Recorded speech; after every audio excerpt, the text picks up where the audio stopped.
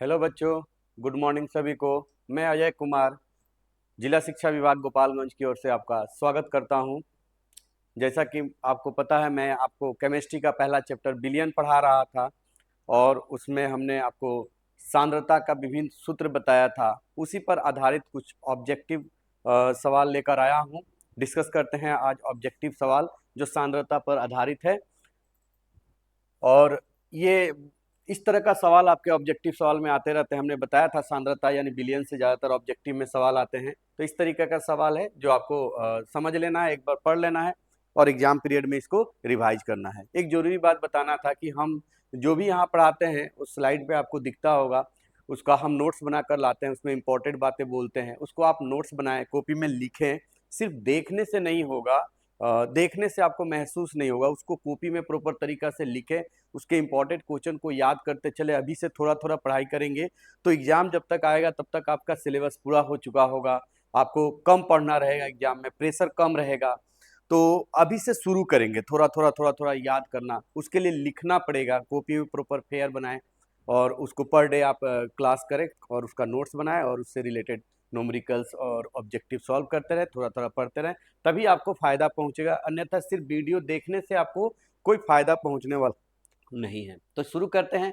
हमने बताया था एक होता है मोलरता और एक होता है क्या, मोललता। तो मोलरता का मात्रक पूछता है। मोलरता का मात्रक हमने बताया था मोल बटे क्या होता है, लीटर होता है। मोलरता का मात्रक मोल बटे लीटर होता है। वहीं अगर हम इसकी बात करें मोल बटे केजी, तो ये किसका मात्रक होता था? तो बोलिएगा इसका मोललता, मोललता का मात्रक होता है। अगला सवाल है पीतल किस प्रकार का मिश्रण है या किस प्रकार का विलयन है? कई कई बार आपको कंफ्यूज होगा। कभी इसको हम क्या बोलेंगे, मिश्रण भी बोल सकते हैं और कभी कभी इसको क्या बोलेंगे, विलयन भी बोलेंगे। पीतल आपको पता होगा, पीतल एक क्या है, मिश्र धातु है। तो पीतल किससे बनता है? तो जैसा कि हमने बताया हुआ था पहले भी कि किससे किससे मिलकर बनता है, याद रखिएगा, पिताजी करके ऐसे याद रखिएगा, ठीक है। तो पी से बनेगा पीतल, पी से क्या बनेगा, पीतल। जस ता से बनेगा तांबा, ता से क्या बनेगा, तांबा। और जौ से बनेगा क्या, जिंक। तो ये तीन दो चीजों का मिश्रण है। किसका किसका मिश्रण है? तांबा और जिंक का। पीतल किसका मिश्रण है? तांबा और जिंक का। और ये भी बात आप जानते हैं कि तांबा क्या होता है, ठोस। जिंक क्या होता है, ठोस। तो दो ठोस को मिलाएंगे तो तीसरा पीतल भी क्या होता है, ठोस बनता है। एक समांगी मिश्रण है जिसमें विलेय भी ठोस, विलायक भी ठोस और जो बनेगा विलयन वो भी ठोस। एक्चुअली में ये पिघले हुए अवस्था में मिलाया जाता है, फिर आपस में समांगी मिश्रण करते हैं, एक बराबर मिल जाते हैं, फिर जब ठंडा होता है तो फिर ठोस बन जाता है। तो ये किस प्रकार का मिश्रण है? तो एक ठोस दूसरे ठोस में क्या है, समांगी मिश्रण होता है। आप जानते हैं समांगी मिश्रण को ही विलयन कहते हैं। अगला सवाल है कि 10% W/W बिलियन ग्लूकोज का जलीय विलयन का क्या दर्शाता है, इसका क्या अर्थ होता है? हमने बताया था इस तरह के सवाल को देख के नहीं घबराना होता है, बहुत इजी वे में समझना होता है। तो 10% दिया है और दिया है W बाई क्या दिया है, W दिया है। तो ये आप कहेंगे कि सर 10 ग्राम, क्यों ग्राम लिखेंगे? बताया हुआ था कि ऊपर अगर W रहेगा तो ग्राम और भी रहेगा तो ml। ये जब भी होगा वो किसकी बात होगा, तो ये ग्लूकोज का होगा, बिले बिले का होगा। तो ये बिले, इसमें ग्लूकोज है तो ग्लूकोज लिखिए या बिले लिखिए, तो हम ग्लूकोज लिख देते हैं। तो यहाँ पर क्या है, ग्लूकोज है, ठीक है। तो 10 ग्राम ग्लूकोज है। आगे अगर बात करें परसेंटेज है, इसीलिए क्या लिखेंगे, 100 ग्राम क्या लिखेंगे, बिलियन लिखेंगे। क्या लिखेंगे, बिलियन। जलीय बिलियन के बारे में बात किया जा रहा है। अब ये भी पता चल गया इसमें बिले क्या है, ग्लूकोज है। जलीय है तो विलायक क्या होगा, जल होगा। इसमें याद रखिएगा विलायक क्या होगा, विलायक इसमें जल होगा। विलायक क्या होगा, जल। आगे देखते हैं। तो ये बातें 10 ग्राम विलेय यानी ग्लूकोज, 100 ग्राम बिलियन में, कौन सा ऑप्शन में दिया हुआ है?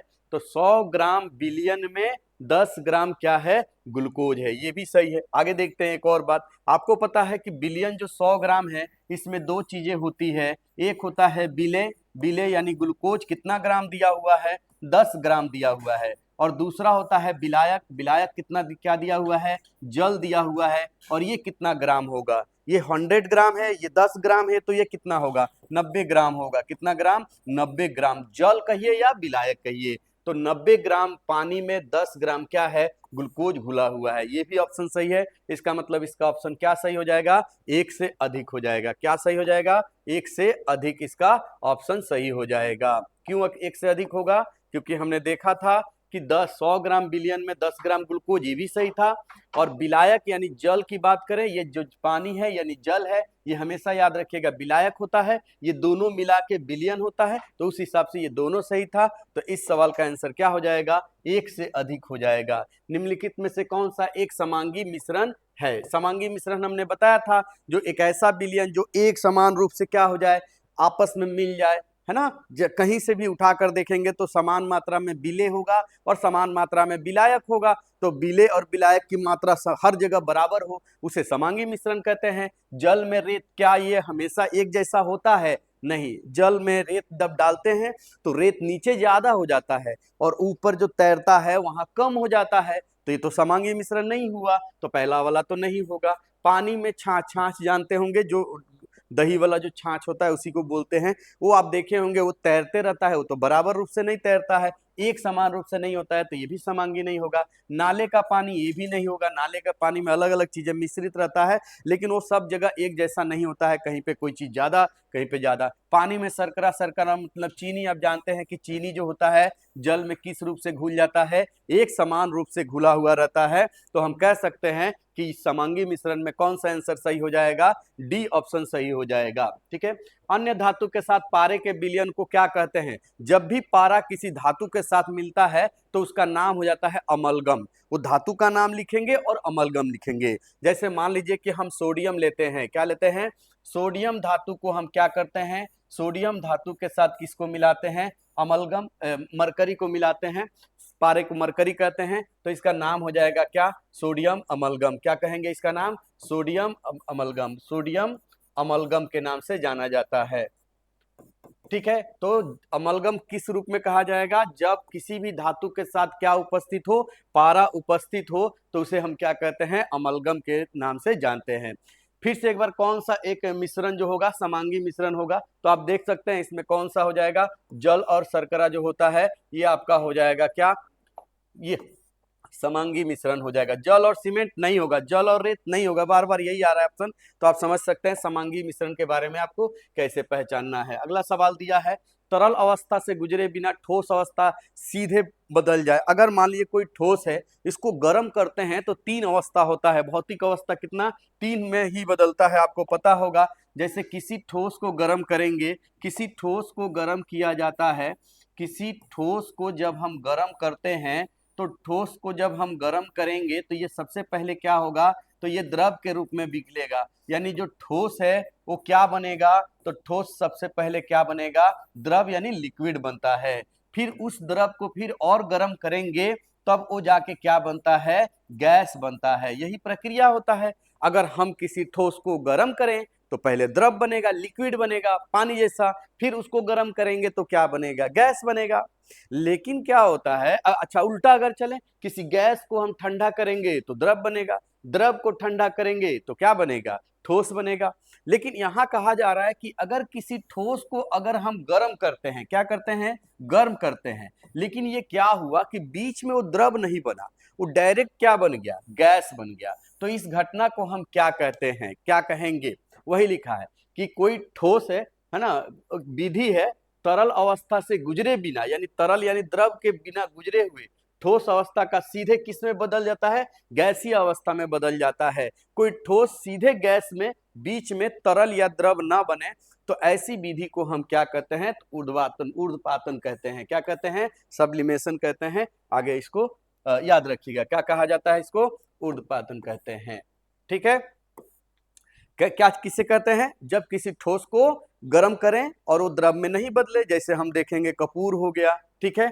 और ठोस कार्बन डाइऑक्साइड, याद रखिएगा, ठोस, ठोस CO2, कार्बन डाइऑक्साइड गैस होता है, आपको पता है, कार्बन डाइऑक्साइड गैस जो हम लोग सांस में छोड़ते हैं, लेकिन इसको प्रेस कंप्रेस कर दिया जाता है तो ये ठोस बन जाता है व्हाइट कलर का। इसको शुष्क बर्फ के नाम से भी जाना जाता है। इसे क्या कहते हैं, शुष्क बर्फ के नाम से जानते हैं। याद रखिएगा, ये जो बता रहे हैं सब ऑब्जेक्टिव में पूछेगा। शुष्क बर्फ का फॉर्मूला क्या होता है, तो CO2 होता है, ठोस CO होता है।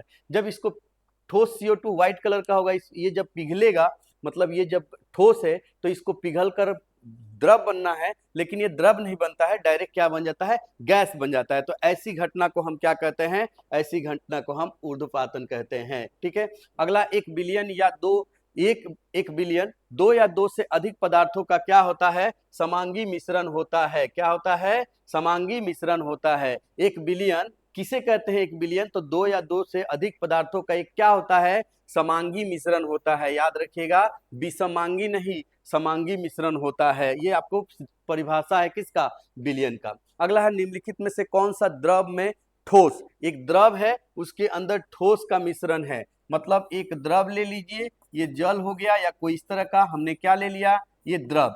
अब इस द्रव में हम क्या डालेंगे, ठोस डालेंगे। ठीक है, वही कह रहा है कि इन सबको पढ़िए और बताइए इसमें से कौन सा एक उदाहरण है जो कि द्रव में ठोस, यानी द्रव है उसके अंदर हम ठोस डालते हैं। जैसे उदाहरण के लिए हम जल ले लिए और जल में हम क्या डाल दिए, चीनी डाल दिए। आपको पता है चीनी ठोस रूप में होता है और जल जो होता है वो द्रव के रूप में होता है। तो इस विलयन को कहेंगे द्रव में ठोस। ऐसा ऐसा बहुत सारा एग्जाम्पल होता है, देखते हैं। तो पीतल अभी अभी हमने बताया था कि जिसमें क्या होता है, उसमें जिंक और तांबा को मिलाया जाता है, तो पीतल तो नहीं होगा क्योंकि ये ठोस को ठोस में मिलाते हैं।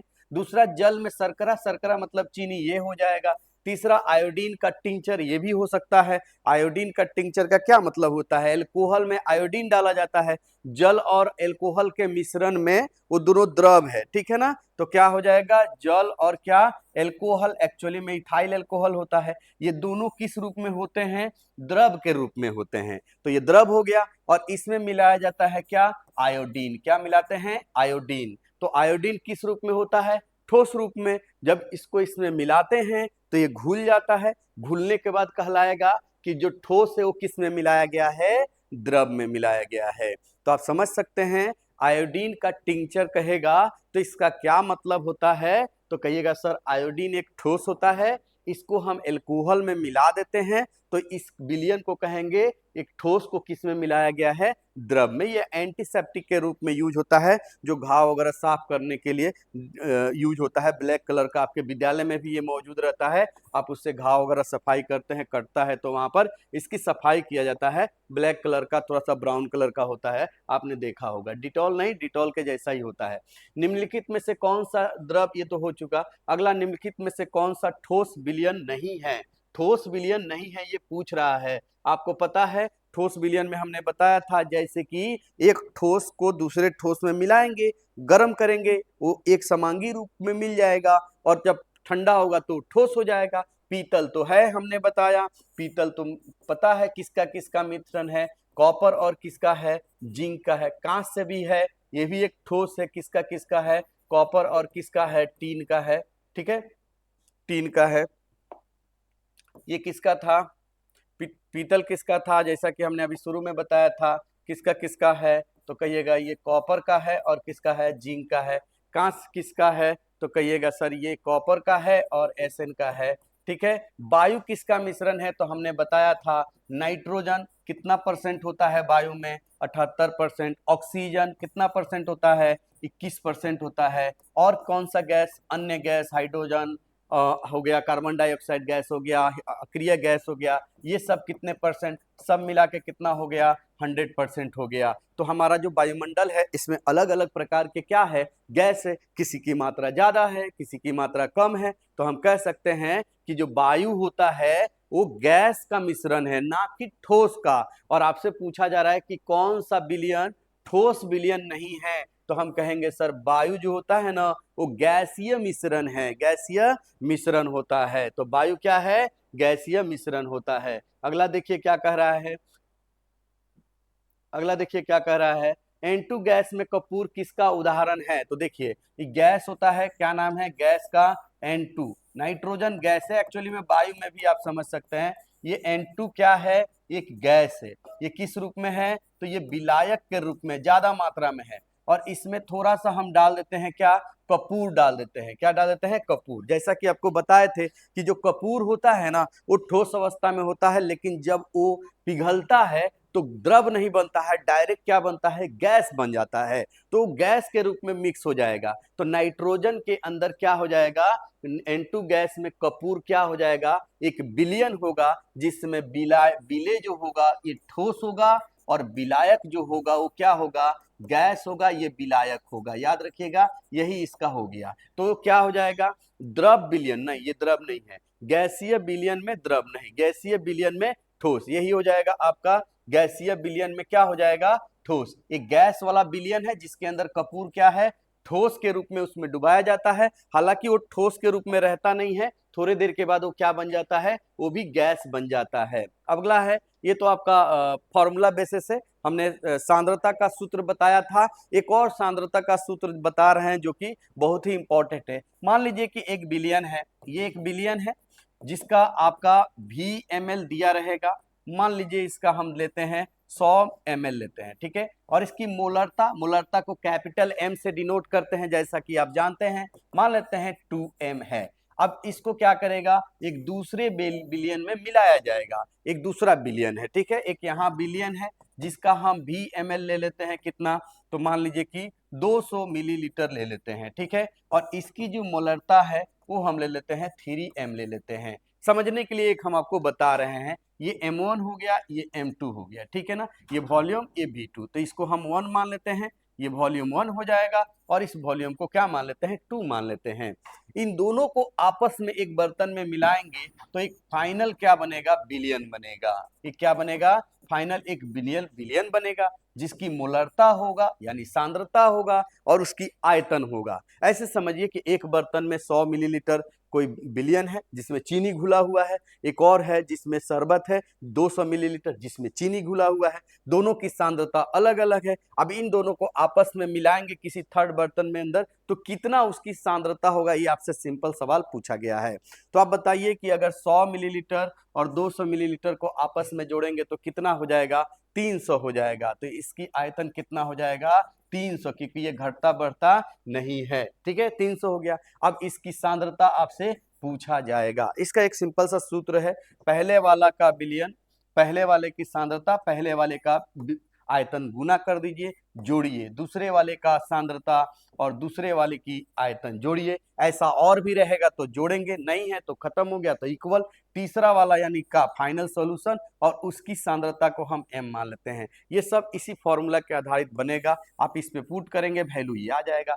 मुद्दा समझ गए। 2 बिलियन जिसकी सांद्रता अलग अलग हो, आयतन अलग अलग हो, आपस में मिलाएंगे तो एक बिलियन बनेगा। उसकी सांद्रता निकालने के लिए ये सूत्र बता रहे हैं। तो देखिए क्या हो जाएगा, M1V1 मतलब पहले वाले का सांद्रता पहले वाले का आयतन से गुना करेंगे, तो इसको इसके साथ गुना करेंगे तो ये कितना हो जाएगा, ये 200 हो जाएगा।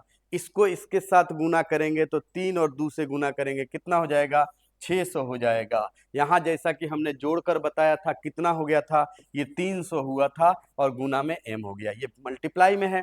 इधर आएगा तो क्या हो जाएगा, भाग हो जाएगा। ये दोनों को जोड़ेंगे तो कितना हो जाएगा, ये 800 हो जाएगा, बट्टा में ये आकर भाग होगा तो कितना हो जाएगा, 300 बराबर m। 2 जीरो से 2 जीरो कट जाएगा, इससे इसको भाग दे देंगे तो m बराबर कितना हो जाएगा, ये 2 बार कटेगा, 0.33 करके ऐसे आते रहेगा। किस तरीका से हमने बताया कि 2 अलग अलग बिलियन है और दोनों का सांद्रता अलग है, आयतन अलग है, एक है उससे कोई लेना देना नहीं है, बट सांद्रता अलग अलग है और अलग अलग अमाउंट है। जब इनको एक जगह मिलाएंगे तो अब कितना मीठा होगा यानी कितना सांद्रता होगा, वही सवाल है। कह रहा है कि एक 15 मिलीलीटर 2m जलीय बिलियन में इतना ml पानी मिलाया जाता है। अच्छा, इसमें पानी मिलाया जाता है, समझ गए। तो एक बर्तन ले लेते हैं, एक बर्तन के अंदर एक बिलियन बनाते हैं जिसकी कितना है V1, तो 15 मिलीलीटर है।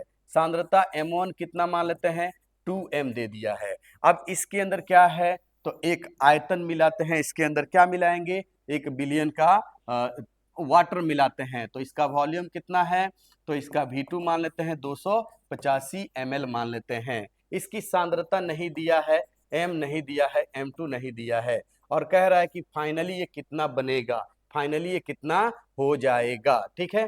तो 1 बिलियन बनेगा। जिसका फाइनल वॉल्यूम कितना होगा, तो ये 285, ये 15 जोड़ेंगे तो कितना होगा, तो 300 मिलीलीटर हो जाएगा। और इसका m हमें ढूंढना है। यहाँ M2 नहीं दिया है तो हम इसको छोड़ देंगे, नहीं दिया है तो छोड़ देंगे। अब शुरू करते हैं। हमने क्या बताया था, इसकी सांद्रता और इसकी सांद्रता आपस में आयतन गुना होगा, तो 2 से 15 को गुना करेंगे तो कितना हो जाएगा, 30, प्लस इसका तो पता नहीं है तो 0 मान लेंगे, इससे गुना करेंगे तो क्या हो जाएगा, 0, बराबर हो जाएगा। इसको इसके साथ गुना करेंगे तो m इंटू क्या हो जाएगा, 300 हो जाएगा। ये आकर इधर भाग हो जाएगा, ये तो हट जाएगा, 30 बट्टे क्या हो जाएगा, 300 बराबर m हो जाएगा। इससे इसको काट देंगे, इससे इसको काटेंगे तो कितना आ जाएगा, ये 10 बार में कटेगा, यानी 0.1 हो जाएगा, m बराबर हो जाएगा 0.1 m हो जाएगा। तो इस सवाल का आंसर कितना होगा, 0.1। ये बहुत कॉमन है, इस तरह से कंफ्यूजन भी हो सकता है आपको। मान लीजिए कोई बिलियन दिया है, जिसके अंदर आयतन दिया है, सांद्रता दिया है, और इसमें कभी कहेगा पानी डाल दिया जाए, कभी कभी कहेगा इतना लीटर पानी डाल दिया जाए। तो इस तरह के सवाल बनाने के लिए ये आप इसका फॉर्मूला का यूज कर सकते हैं। ऐसे ही बनाएंगे, ठीक है। अगला जो सवाल है वो कह रहा है, यदि 25 ग्राम A को 3 मोल B में घोला जाता है तो A का मोल अंश ज्ञात कीजिए। A का मोलर द्रव्यमान कितना दिया है, मोल अंश पूछा है। मोल अंश किसका पूछा है, A का पूछा है। तो आपको पता है मोल अंश निकालने का सूत्र होता है कि जिसका मोल अंश निकालना है उसकी मोलों की संख्या को ऊपर लिखना है, और बाकी जो 2 बचेंगे उनकी मोलों की संख्या को नीचे जोड़ दिया जाता है। अब बात करते हैं किसका किसका मोल दिया हुआ है।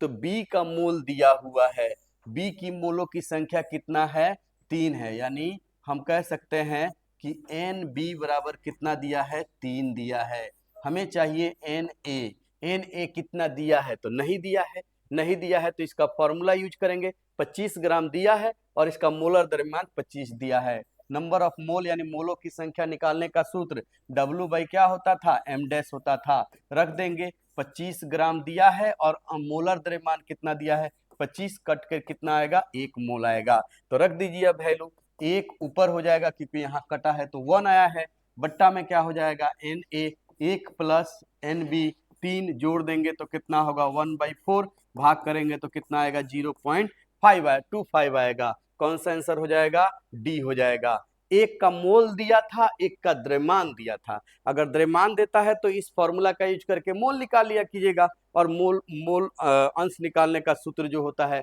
उसका यूज करेंगे तो मोल अंश निकल जाएगा। अगला है, जब विलेय की सांद्रता विलायक में उसकी विलेयता के बराबर होती है। ये अभी थोड़ा देर बाद बताएंगे, अभी ये कंसेप्ट ही है, हेनरी लॉ पढ़ेंगे, उसके पहले है विलेयता के बारे में बताया जाएगा। जहां पर आएगा एक जिसको हम कहेंगे आपका संतृप्त विलयन और असंतृप्त विलयन, यहीं से आता है। आप समझने की कोशिश करेंगे तो समझ में आएगा। मान लीजिए कह क्या रहा है कि मान लीजिए एक विलयन है, ये विलयन हमने ले लिया, यानी एक विलायक लिया द्रव के रूप में, इसमें विलयन बनाया। अब इसमें हम मान लीजिए ये जल है, विलायक जल हो गया, और इसमें हम क्या घुला रहे हैं, चीनी घोल रहे हैं। अब चीनी जो घोलेंगे इसके अंदर, उसकी एक अमाउंट फिक्स होगा। मान लीजिए 1 गिलास पानी है, उसके अंदर मैक्सिमम कितना चीनी घोल सकते हैं। आप घोलते जाइए, एक चम्मच डालते जाइए, बाद में जाके इतना गाढ़ा हो जाएगा कि जब आप चीनी उसके अंदर डालेंगे तो दाना दाना रह जाएगा, वो घुलेगा ही नहीं। तो वही कह रहा है कि कोई विलेय है जिसकी वो मैक्सिमम यानी अधिकतम जो है घुल चुका है, अब नहीं घुलेगा, तो उस विलयन को हम क्या कहते हैं, तो उसको हम संतृप्त विलयन कहते हैं। क्या कहते हैं, संतृप्त विलयन के नाम से जानते हैं। थोड़ा देर बाद इसका परिभाषा भी बताया जाएगा, बकायदा लिखा होगा, तो देखते हैं उसके थोड़ा देर के बाद इसके बारे में। अगला है, यदि 1m 2m और 3m, अभी जो फॉर्मूला बताया था उसी पर आधारित ये फॉर्मूला है। देखिए 3 गो सांद्रता दिया हुआ है और 3 गो क्या दिया है, लीटर में दिया हुआ है। क्या दिया है, इसकी वैल्यू दिया हुआ है, आयतन दिया है। आपको पूछा जा रहा है कि इसका कितना होगा सांद्रता। तो आप देखिए कैसे बनेगा, एक विलयन है जिसका आयतन V1 मान लीजिए और M1 मान लीजिए। M1 कितना दिया है, 1, और V आयतन कितना दिया है, 2 लीटर। फिर दूसरा जो होगा वो कितना दिया है, तो इसका M2 मान लीजिए कितना दिया है, 2, और आयतन कितना दिया है, V2 बराबर 3। तीसरा एक विलयन है जिसकी सांद्रता दिया है, जिसको हम M3 मानते हैं, 3, और आयतन कितना दिया है, V3 बराबर दिया है कितना, 5। इस सब को आपस में मिलाएंगे मिलाने के बाद एक फाइनल विलयन बनेगा। तो उस विलयन की कह रहा है कि मोलरता ज्ञात कीजिए, सांद्रता ज्ञात कीजिए, जबकि उसका आयतन आपको पता है। 2 लीटर को, 3 लीटर को, 5 लीटर को जब आपस में मिलाएंगे तो आपको पता है कितने लीटर का बनेगा, तो जोड़ देंगे। तो 2 लीटर, 3 लीटर और 5 लीटर को जोड़ेंगे तो कितना लीटर हो जाएगा? 10 लीटर हो जाएगा। सूत्र क्या कहता है कि इसको इसके साथ गुना कीजिए तो 2, इसको इसके साथ गुना कीजिए तो 6, इसको इसके साथ गुना कीजिए तो कितना हो जाएगा? 15, बराबर कितना हो जाएगा? m, और गुना में हो जाएगा ये 10 हो जाएगा। इस सबको जोड़िए, तो जोड़ेंगे तो कितना हो जाएगा? ये आपस में जोड़ेंगे तो 23 बराबर हो जाएगा m गुना में 10। ये 10 गुना में इधर आएगा तो बट्टे में आ जाएगा, तो 10 बराबर m हो जाएगा। यहाँ से हम m कैलकुलेट करेंगे तो कितना आ जाएगा? 23 बट्टे 10 का मतलब होता है 2 पॉइंट कितना? 3m हो जाएगा। 2 पॉइंट कितना? 3m। तो इसका आंसर कितना हो जाएगा? 2.3m। तो इस तरीका से दो बिलियन रहे, 3 बिलियन रहे, बस यही याद रखना है। ऊपर सांद्रता और आयतन को गुना करते जोड़ते जाना है, और बाद में आयतन पता रहेगा, सांद्रता निकालना होगा, भाग कर दीजिएगा, तो ये हमेशा मोलरता निकल कर आ जाएगा। अगला सवाल जो है वो कह रहा है मिली मोल। मिली का कोई मतलब नहीं, मोल समझिए। मोल बट्टे किलोग्राम किसका होता है? तो हमने बताया था मोलरता। मोलरता का क्या होता है? मोल बट्टे क्या होता है? लीटर होता है। तो ये आपने समझ याद किए थे, ये बताया गया था, ये आपका मात्रक था, ठीक है। अगला आता है पानी की कौन सी, पानी माने जल, जल की कौन सी विशेषता विलायक के रूप में उसके अद्वितीय गुणों का कारण बनती है? ये बहुत बड़ी बात है। आप भी देखे होंगे कि जो पानी, जल, हालांकि हमें पता है कि पृथ्वी पे जल की मात्रा ज्यादा है, तो ज्यादा है, ठीक है, लेकिन इसकी एक खास बात है, ये बहुत सारे चीजों को अपने में समाहित कर लेता है, घुला देता है। घुला देता है का मतलब बहुत सारे पदार्थ इसके अंदर समांगी मिश्रण बना लेते हैं बहुत सारे पदार्थ। तो वही पूछ रहा है कि पानी की ऐसी कौन सी विशेषता है जिसके कारण से ये विलायक के रूप में एक अद्वितीय गुण है। यानी जल एक, हमने बताया था कि जब भी जलीय विलयन लिखा रहेगा तो उसमें आप सीधे क्या कहेंगे? जलीय विलयन के अंदर, जलीय विलयन के अंदर जो जलीय लिखा है ये हमेशा क्या होता है? विलायक होता है। विलायक क्या करता है? अधिक मात्रा में होता है और दूसरे को घोल देता है। तो वही बताइए कि जल का ऐसा क्या गुण था जिसके कारण से ये क्या होता है? इतना ज्यादा विलायक के रूप में इसका अद्वितीय गुण है। तो इसके पास क्या होता है? इसकी जब स्ट्रक्चर आप पढ़े होंगे, इसका बारे में जाने होंगे 11th क्लास में, तो इसका सूत्र होता है क्या? H2O होता है। क्या होता है? H2O। जल का रासायनिक सूत्र होता है एक अणु का H2O। अगर हम एक ऑक्सीजन लें और उसके साथ 2 हाइड्रोजन बनाएं तो इस तरीका से बनता है। आपने ये पढ़ा होगा इसका संरचना, ठीक है। अब ये जो हाइड्रोजन आपको दिख रहा है ना, इस पर थोड़ा सा प्लस होता है। क्या होता है? थोड़ा सा प्लस, पूरा प्लस नहीं होता है। ये डेल लिखे हैं मतलब थोड़ा सा। यहाँ भी क्या होता है? थोड़ा सा प्लस होता है। और जो ऑक्सीजन होता है ना, उस पर हम देखते हैं थोड़ा सा माइनस, ज्यादा माइनस, यानी इस पे बहुत ज्यादा माइनस होता है, इस पे बहुत ज्यादा माइनस माइनस होता है। तो हम कह सकते हैं कि जो जल है, इसकी जो अणु है, इसमें पॉजिटिव चार्ज भी होता है, नेगेटिव चार्ज भी होता है। और जहां भी चार्ज हो इस तरीका से प्लस माइनस, इसको ध्रुवीय बोलते हैं। क्या बोलते हैं? इसको ध्रुवीय बोलते हैं। क्या बोलते हैं? ध्रुवीय। अब क्या होगा? तो ये बहुत आसानी से किसी पॉजिटिव वाले दूसरे अणु को क्या करेगा? आकर्षित कर लेता है। क्या करेगा? आकर्षित कर लेगा और इसके साथ जुड़ जाएगा। जैसे हम NaCl की बात करें, नमक की बात करें, तो आपको पता है इस पे प्लस होता है, इस पे क्या होता है? माइनस। यानी ये भी ध्रुवीय है, तो ये इसको क्या करेगा? जल उसको आकर्षित कर लेगा, खींच लेगा। तो जल के पास एक गुण होता है जिसको कहते हैं क्या? ध्रुवीय गुण। जिस वजह से ध्रुवीय गुण के कारण से ये क्या होता है? एक अद्वितीय इसका गुण है, जिसके कारण से ये विलायक के रूप में काम करता है। यानी जल किसी दूसरे पोलर, ध्रुवीय पदार्थ को अपने ओर आकर्षित करके घोल देता है।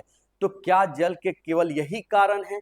पोलर होने के कारण इसको हम कह सकते हैं कि ये बहुत बड़ा विलायक है? नहीं, एक और गुण भी होता है जिसके बारे में आप जानेंगे, जिसको कहते हैं हाइड्रोजन बॉन्ड। ये आप पढ़े होंगे 11th में, नहीं पढ़े होंगे तो हम आपको बता देते हैं। देख लीजिए, समझ लीजिए बहुत आसानी से। यहाँ जो अभी बताने वाले हैं, यहाँ से एक सवाल ऑब्जेक्टिव का आता है, अभी आप आसानी से सीख जाएंगे। किसी भी पदार्थ को जल में घुलने के लिए, यानी कोई जल है, जल के अंदर कोई पदार्थ को घुलना है, उसके लिए दो कंडीशन है। अगर आप पानी लाते हैं, उस पानी के अंदर किसी चीज को घुलाना चाहते हैं, तो दो में से कोई एक शर्त पूरा होना चाहिए, तब वो जल में घुलेगा। जैसे अगर हम बात करें, ये प्लास्टिक है ये, अब इसको हम पानी में घुलाना चाहेंगे, थोड़ी देर घुलाएंगे तो क्या ये घुलेगा कि नहीं घुलेगा? बताइए बच्चे, घुलेगा कि नहीं घुलेगा? तो आप बोलिएगा सर प्लास्टिक तो नहीं घुलेगा। चलिए अगर हम कागज की बात करते हैं, कागज लेकर घुलाते हैं, घुलेगा कि नहीं घुलेगा? नहीं घुलेगा, वो तैरते रहेगा। प्लास्टिक नहीं घुलेगा, कागज नहीं घुलेगा, लकड़ी नहीं घुलेगा, पत्थर नहीं घुलेगा, रेत नहीं घुलेगा, बहुत सारा चीज घुल भी जाएगा। जैसे अगर हम चीनी की बात करें, वो घुल जाता है, ग्लूकोज की बात करें, वो भी घुल जाएगा, यूरिया घुल जाएगा, नमक घुल जाता है, बहुत सारा जो आपके आसपास पदार्थ है वो पानी में घुलता है, बहुत सारा पदार्थ नहीं घुलता है। तो कोई पदार्थ क्यों घुल जाएगा या कोई पदार्थ क्यों नहीं घुलेगा जल में, यही आपको हम समझाने की कोशिश करते हैं। और यहाँ से एक ऑब्जेक्टिव बहुत आसान से पूछा जाता है। तो शर्त क्या है? यौगिक में H बॉन्ड होना चाहिए। ये आप अगर 11th के केमिस्ट्री पढ़े होंगे तो आप केमिकल बॉन्ड नाम का एक चैप्टर है, चौथा नंबर चैप्टर पढ़े होंगे, तो वहां बताया जाता है कि जो बॉन्डिंग होता है एक एटम दूसरे एटम से, वो कितने प्रकार का होता है। उसी में एक आता है H बॉन्ड, और दूसरा ध्रुवीय यानी पोलर होना चाहिए। जैसा कि अभी पिछले ही सवाल में हम आपको बताए थे कि ध्रुवीय यानी पोलर का क्या मतलब होता है, तो उसको फिर से बता देंगे, लेकिन सबसे ज्यादा फोकस कीजिए किस पर? H बॉन्ड पर। तो इसका ये मतलब हुआ कि अगर हम पानी लाते हैं यानी जल लाते हैं और इसमें किसी चीज को घुलना है किसी चीज को, कोई पदार्थ लेकर आते हैं, तो यहाँ पर गेट लगा है और वो पूछेगा कि तुम्हारे पास H बॉन्ड है। अगर इसने बोला है तो इसको बोलेगा जाओ घुल जाओ। और फिर बोलेगा कि क्या तुम्हारे पास H बॉन्ड है? अगर ये बोला नहीं है तो फिर दूसरा सवाल पूछा जाएगा, क्या तुम पोलर हो, ध्रुवीय हो? बोलेगा हाँ है, तब जाके ये घुलेगा। अगर कोई पदार्थ में ये दोनों चीजें कंडीशन नहीं है तो नहीं घुलेगा। पोलर के बारे में थोड़ा बहुत समझाया था, एक बार और बता देते हैं पोलर का क्या मतलब होता है। वैसा यौगिक, वैसा अणु जो प्लस माइनस में टूट जाए, जैसे Na टूटता है Na प्लस और किस में? Cl माइनस में। KCl कैसे टूटता है? K प्लस और क्या? Cl माइनस में। H2SO4 कैसे टूटता है? तो आपको पता होगा 2H प्लस में टूटता है और SO4 2 माइनस में टूटता है। CuSO4 कैसे टूटता है? आप बहुत सारा चीजों को इस तरह से तोड़ते हुए देखे होंगे, प्लस माइनस में टूटे। ऐसे जो प्लस माइनस में टूट जाते हैं इन्हें हम पोलर बोलते हैं। क्या बोलते हैं? पोलर। हिंदी में क्या बोलेंगे? ध्रुवीय बोलेंगे। क्या बोलेंगे? ध्रुवीय बोलेंगे। तो वैसा पदार्थ जो ध्रुवीय हो वही पानी में घुलेगा। ठीक है। अब अगर हम बात करें क्या चीज का, तो शुगर का, चीनी का। चीनी हो गया, ग्लूकोज हो गया, ग्लूकोज के बारे में अगर बात करें, ग्लूकोज हो गया, यूरिया हो गया, बहुत सारा ऐसा चीज है जो प्लस माइनस में नहीं टूटता है। ये सब चीजें पानी में तो घुलते हैं, लेकिन ये प्लस माइनस में नहीं टूटते हैं, यानी ये अध्रुवीय होते हैं। तो फिर ये किस कंडीशन पे, किस कारण से घुलते हैं? हमने बताया कि पानी में घुलने के लिए जिस पदार्थ को घुलना है वो प्लस माइनस यानी उसके ऊपर चार्ज होना चाहिए, आवेश होना चाहिए प्लस माइनस। लेकिन जब चीनी की बात करें, ग्लूकोज की, यूरिया की, ये जल में घुलते हैं, लेकिन इनके ऊपर प्लस माइनस इस तरीका से नहीं होता है। तब उसके लिए दूसरा शर्त होता है। क्या होता है? यौगिक के पास क्या होना चाहिए? H बॉन्ड होना चाहिए। यौगिक, वैसा यौगिक जिसमें H बॉन्ड हो तो भी वो पानी में घुलेगा, या वैसा यौगिक जो क्या हो? पोलर हो, वो भी पानी में घुलेगा। तो ये जो चीजें दिख रही है ना, चीनी, ग्लूकोज, इनमें पोलर तो नहीं होते हैं, लेकिन इसमें क्या पाया जाता है? H बॉन्ड ये बनाते हैं, इसलिए ये जल में घुलते हैं। अब H बॉन्ड किस में होता है? ये बहुत आसान है, आप समझ लीजिएगा। कोई भी हाइड्रोजन, मतलब कोई भी ऐसा यौगिक जिसमें हाइड्रोजन किससे जुड़ा हो? फोन से जुड़ा हो। किससे जुड़ा हो? फोन से। FON, फोन से जुड़ा हो, कहने का मतलब फ्लोरीन के साथ क्या जुड़ा हो? हाइड्रोजन जुड़ा हो। और क्या जुड़ा हो? ऑक्सीजन के साथ क्या जुड़ा हो? हाइड्रोजन जुड़ा हो। या नाइट्रोजन के साथ क्या जुड़ा हो? हाइड्रोजन जुड़ा हो। केवल उन्हीं यौगिक में H बॉन्ड पाया जाएगा जिसमें फ्लोरीन के साथ हाइड्रोजन हो, ऑक्सीजन के साथ हाइड्रोजन हो, या नाइट्रोजन के साथ हो। अगर हम आपसे कहें कि सर ये HCl है, क्या इसमें H बॉन्ड पाया जाएगा? तो आप बोलिएगा सर हाइड्रोजन जुड़ा हुआ है, लेकिन ये हाइड्रोजन किससे जुड़ा होना चाहिए था? तो फोन से। फोन मतलब फ्लोरीन, ऑक्सीजन, नाइट्रोजन। लेकिन यहाँ किससे जुड़ा हुआ है? क्लोरीन से जुड़ा हुआ है, तो ये H बॉन्ड इसमें नहीं पाया जाएगा, यानी इसमें H बॉन्ड नहीं होगा। H बॉन्ड कहाँ पाया जाएगा? फिर से एक बार, वैसा यौगिक जिसके अंदर फ्लोरीन, ऑक्सीजन और नाइट्रोजन के साथ, उनके साथ डायरेक्टली क्या अटैच हो, हाइड्रोजन अटैच हो, तो उसमें क्या पाया जाएगा? H बॉन्ड पाया जाएगा। जैसा कि हम कहें अगर ग्लूकोज का, तो ग्लूकोज का जब आप फॉर्मूला लिखते हैं तो उसमें देखेंगे कि OH इस तरीका से जुड़ा हुआ रहता है, मतलब ऑक्सीजन से क्या जुड़ा हुआ है? हाइड्रोजन। हमने बताया हाइड्रोजन किससे किससे जुड़ा होना चाहिए?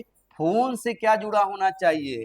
हाइड्रोजन। तो वहां क्या पाया जाएगा? H bond. और जिसमें H बॉन्ड पाया जाएगा वो जल में क्या होगा? घुलनशील होगा। क्या होगा? घुलनशील होगा। तो याद रखिए, कोई भी पदार्थ जो जल में घुलता है तो उसमें या तो वो पोलर होगा या उसमें H बॉन्ड पाया जाएगा। अब H बॉन्ड कहाँ कहाँ पाया जाएगा? तो FON, यानी फ्लोरीन, ऑक्सीजन, नाइट्रोजन से डायरेक्टली क्या जुड़ा हो? हाइड्रोजन जुड़ा हो, वहां पाया जाएगा। चलिए बताइए, आपसे पूछेगा कि HF, ये बताइए जल में घुलेगा कि नहीं घुलेगा? बोलिएगा हाँ सर ये घुलेगा। किस कारण से घुलेगा? तो कहिएगा सर इसमें H बॉन्ड पाया जाता है इसलिए घुलेगा। अच्छा, अगर हम आपसे कहें कि HCl, ये पानी में घुलेगा कि नहीं घुलेगा? ये भी घुलेगा। ये किस कारण से घुलेगा? तो ये पोलर है, H प्लस और क्या? Cl minus. ये पोलर होने के कारण घुलेगा, ना कि H बॉन्ड के कारण घुलेगा। घुलने को ये भी घुलेगा, ये भी घुलेगा। अब आपको पूछेगा, आपके 12th क्लास के ऑब्जेक्टिव में पूछेगा कि निम्न में से किसमें H बॉन्ड पाया जाता है? तो याद रखिए, वैसा यौगिक जिसमें फ्लोरीन, ऑक्सीजन, नाइट्रोजन के साथ क्या जुड़ा हो? H जुड़ा हो। चलिए HCl में पाया जाएगा कि नहीं पाया जाएगा? नहीं पाया जाएगा। HI में पाया जाएगा कि नहीं पाया जाएगा? H बॉन्ड नहीं पाया जाएगा। तो याद रखिएगा, H बॉन्ड कहाँ कहाँ पाया जाता है, इसको आप कॉपी पे ऊपर याद कर लीजिएगा, इसको लिख लीजिएगा, क्योंकि ये इंपॉर्टेंट है हमेशा के लिए। फोन से क्या जुड़ा होना चाहिए? FON। इनसे क्या जुड़ा होना चाहिए? इनसे जुड़ा होना चाहिए हाइड्रोजन। जहां हाइड्रोजन जुड़ा रहेगा वहां पर क्या पाया जाएगा? H बॉन्ड पाया जाएगा। और जिसमें H बॉन्ड पाया जाता है वही क्या होता है? जल में घुलनशील होते हैं। ठीक है, तो जल में घुलने के लिए कितने कंडीशन? 2 कंडीशन हमने बता दिया। ठीक है, अगला आता है, निम्न में किसमें H बॉन्ड नहीं पाया जाता है? किसमें H बॉन्ड नहीं पाया जाता है? पाया जाता है मैं क्या बताया था कि FON, ये 3 चीज से क्या जुड़ा होना चाहिए? H जुड़ा होना चाहिए। लेकिन देखिए यहाँ पर H किससे जुड़ा है? Cl से। तो इसमें क्या होगा? नहीं पाया जाएगा। नहीं पाया जाए वाले को सही करना है। देखिए यहाँ ऑक्सीजन, नाइट्रोजन, हाइड्रोजन है, इसमें भी पाया जाएगा, इसमें नहीं पाया जाएगा, इसमें पाया जाएगा। इसमें KCl में, इसमें भी नहीं पाया जाएगा।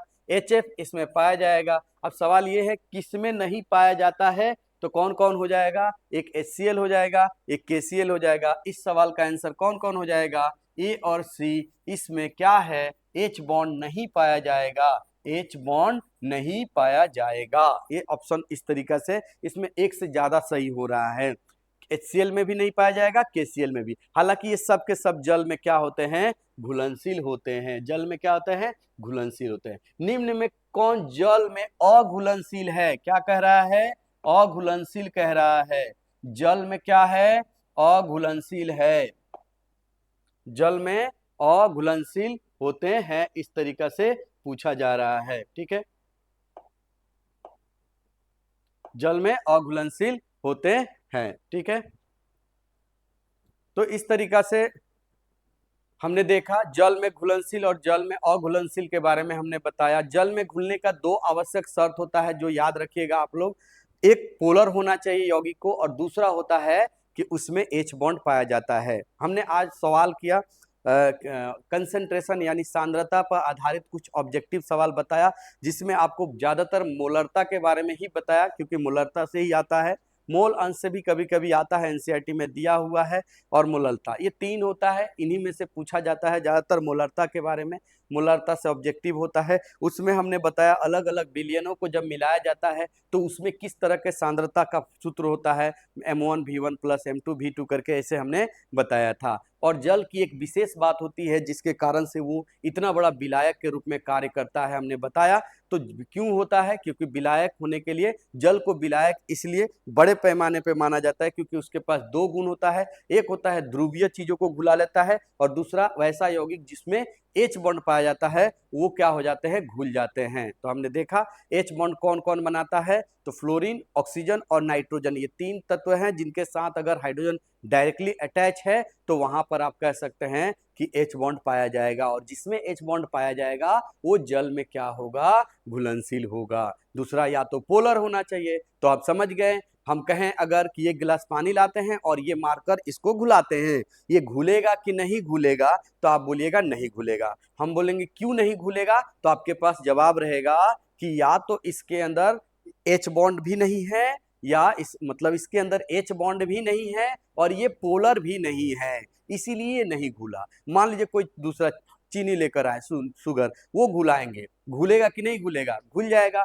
तो आप कह सकते हैं कि चीनी जो होता है उसके या तो उसमें पोलर होगा या फिर वो क्या होगा? उसके अंदर एच बॉन्ड पाया जाएगा। तो आज बेसिकली हमने एच बॉन्ड के बारे में सीखा और आशा करते हैं कि आपको समझ में आया होगा। इसका नोट्स बनाते रहिए प्रॉपर, जो भी आपका थ्योरी मिल रहा है उसका, और उसको थोड़ा थोड़ा पढ़ते रहिए। आप बहुत आसान हो जाएगा केमिस्ट्री आपके लिए। इसी के साथ आज का क्लास यहीं पे बंद करते हैं। धन्यवाद।